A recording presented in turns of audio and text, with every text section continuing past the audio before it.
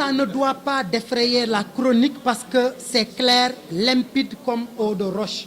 Le président Macky Sall est en train de faire son second et dernier mandat. Il n'y a pas d'interprétation qui vaille.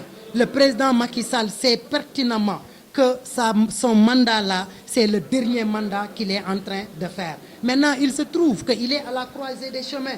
Il n'a même pas encore fait 1 an. Et je rappelle à tout le monde que Macky Sall n'a pas encore fait 1 an pour son deuxième mandat. Il n'a pas encore fait 1 an pour son second mandat. Et on a l'impression qu'il est en train de faire, qu'il est à 7 mois de la fin de son second mandat. Pour vous dire juste qu'il y a eu beaucoup de soubresauts, il y a eu beaucoup de crises, il y a eu beaucoup d'attentes déçues. Et il ferait mieux de s'atteler à régler ces problèmes qu'à susciter un débat malsain qui, à la longue, ne fera que ternir davantage son image. Il a posé 2 actes que nous avons salués. Le premier acte, c'est le fait de dire qu'il va se réconcilier avec son père politique Abdoulaye Wade. Nous avons applaudi. Le deuxième geste politique, c'est le fait de mettre fin à la prise d'otage de Khalifa Ababacar Sall. Nous avons applaudi. Nous l'attendons sur 2 autres actes majeurs.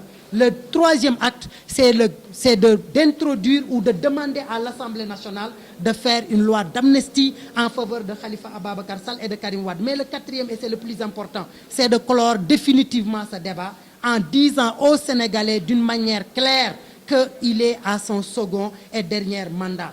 Clémenceau le disait, et nous trouvons que ces mots de Clémenceau ont beaucoup de sens. Clémenceau disait que les cimetières sont remplis de gens qui se croyaient indispensables. Nous disons au président Macky Sall qu'il n'est pas indispensable.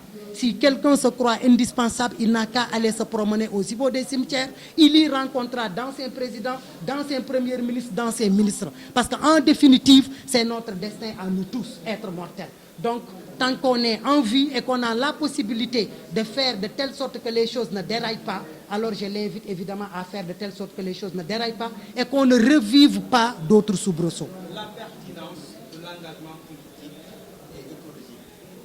Sacerdoce ou cinétique. C'est un sacerdoce. Nous considérons que c'est un sacerdoce parce que lorsqu'on fait de la politique, il faut que cette politique soit adossée à des valeurs. Et nous avons voulu que ces valeurs ne soient pas métaphysiques, encore moins idéales, que des valeurs soient physiques. Et une valeur civique, c'est le fait de s'engager à reboiser évidemment ce pays-là. C'est le fait de s'engager à développer une culture de développement durable. C'est de s'engager à mettre fin évidemment à la pollution de nos océans. C'est de s'engager à ce qu'il n'y ait pas de surexploitation de nos ressources naturelles. Mais surtout, et c'est le plus important, le Sénégal s'achemine tout droit vers l'exploitation du pétrole et du gaz.